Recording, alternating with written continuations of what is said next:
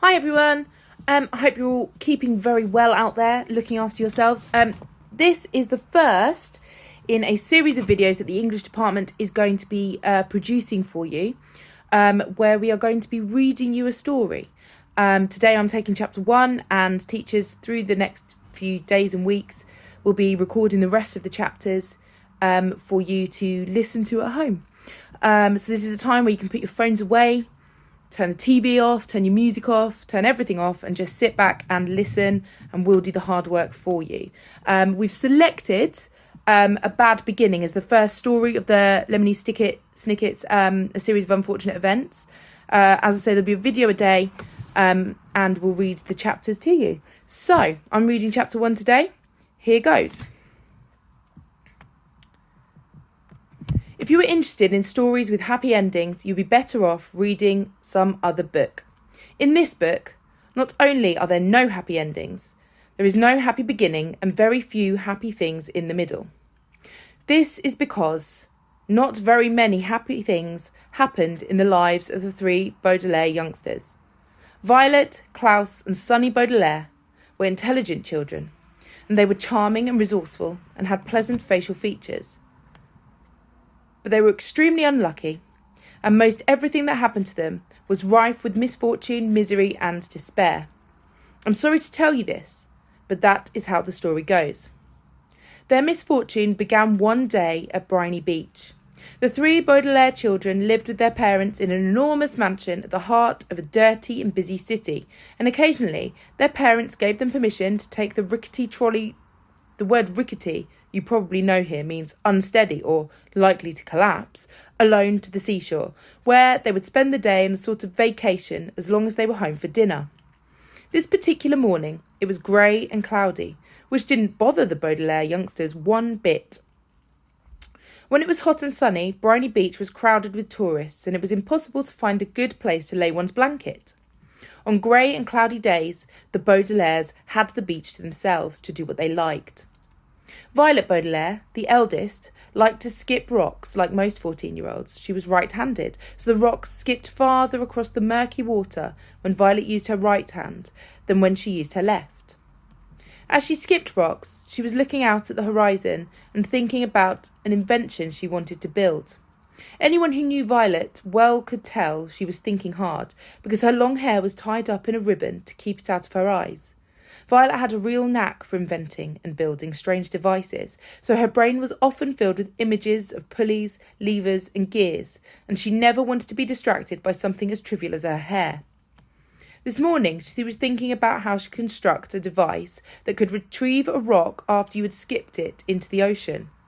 Klaus Baudelaire, the middle child and only boy, liked to examine creatures in tide pools. Klaus was a little older than 12 and wore glasses which made him look intelligent. He was intelligent. The Baudelaire parents had an enormous library in their mansion and a room filled with thousands of books on nearly every subject. Being only 12, Klaus, of course, had not read all of the books in the Baudelaire library, but he had read a great many of them and had retained a lot of information from his readings. He knew how to tell an alligator from a crocodile. He knew who killed Julius Caesar.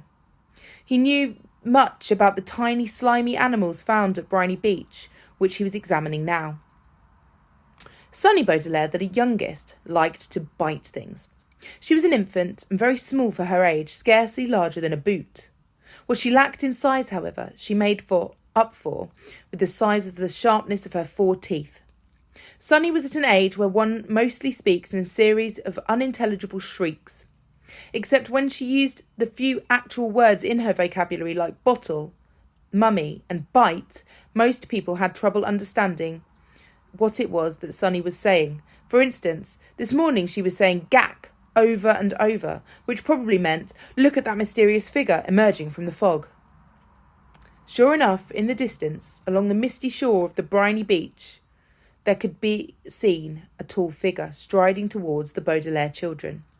Sonny had already been staring and shrieking at the figure for some time when Klaus looked up from the spiny crab he was examining and saw it too. He reached over, touched Violet's arm, bringing her out of her inventing thoughts. Look at that, Klaus said, pointing towards the figure. It was drawing closer, and the children could see a few details. It was about the size of an adult, except his head was tall and rather square. "What do you think it is?" Violet asked. "I don't know," Klaus said, squinting. "But it seems to be moving right towards us." "We're alone on the beach," Violet said, a little nervously. "There's nobody else it could be moving toward." She felt the slender, smooth stone in her left hand, which she had been about to try and skip as far as she could. She had a sudden thought to throw it at the figure, because it seemed so frightening. "It only seems scary," Klaus said, as if reading his sister's thoughts, "because of all the mist." It was true. As the figure reached them, the children saw with relief it was not anybody frightening at all, but someone they knew. Mr. Poe. Mr. Poe was a friend of Mr. and Mrs. Baudelaire's, whom the children had met many times at dinner parties. One of the things Klaus, Violet and Sunny really liked about their parents was that they didn't send their children away when they had company over, but allowed them to join the adults at the dinner table and participate in the conversation as long as they helped to clear the table. The children remembered Mr. Poe because he always had a cold and was constantly excusing himself from the table to have a fit of coughing in the next room. Mr. Poe took off his top hat, which made his head look large and square in the fog, and stood for a moment, coughing loudly into a white handkerchief. Violet and Klaus moved forward to shake his hand and say, "How do you do?" "How do you do?" said Violet. "How do you do?" said Klaus. "How do you?" said Sunny. "Fine, thank you," said Mr. Poe, but he looked very sad. For a few seconds nobody said anything, and the children wondered what Mr. Poe was doing there at Briny Beach, when he should have been at the bank in the city where he worked. He was not dressed for the beach. "It's a nice day," Violet said, finally, making conversation. Sunny made a noise that sounded like an angry bird, and Klaus picked her up and held her. "Yes, it's a nice day," Mr. Poe said absently, staring out at the empty beach. "I'm afraid I have some very bad news for you children." The three Baudelaire siblings looked at him. Violet, with some embarrassment, felt the stone in her left hand and was glad she had not thrown it at Mr. Poe. "Your parents," Mr. Poe said, "have perished in a terrible fire." The children didn't say anything. "They perished," Mr. Poe said, "in a fire that destroyed the entire house.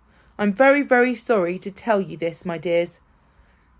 Violet took her eyes off Mr. Poe and stared out at the ocean. Mr. Poe had never called the Baudelaire children "my dears" before. She understood the words he was saying, but thought he must be joking, playing a terrible joke on her and her brother and sister. "Perished," Mr. Poe said, "means killed." "We know what the word perished means," Klaus said crossly. He did not know what the word perished meant, but he was still having trouble understanding exactly what Mr. Poe had said. It seemed to him that Mr. Poe must somehow have misspoken. "The fire department arrived, of course," Mr. Poe said, "but they were too late. The entire house was engulfed in fire. It burned to the ground." Klaus pictured all the books in the library going up in flames. Now he'd never read all of them. Mr. Poe coughed several times into his handkerchief before continuing, "I was sent to retrieve you here and take you to my home, where you will stay for some time while we figure things out. I'm the executor of your parents' estate. That means I'll be handling their enormous fortune and figuring out where you children will go. When Violet comes of age, the fortune will be yours, but the bank will take charge of it until you are old enough." Although he said he was the executor, Violet felt like Mr. Poe was the executioner. He had simply walked down the beach to them and changed their lives forever. "Come with me," Mr. Poe said, and held out his hand. In order to take it, Violet had to drop the stone she was holding. Klaus took Violet's other hand, and Sunny took Klaus's other hand, and in that manner the three Baudelaire children, the Baudelaire orphans now, were led away from the beach and from their previous lives. Okay, that's the end of chapter 1, and I think Miss Murray will see you here tomorrow for chapter 2. Bye, guys.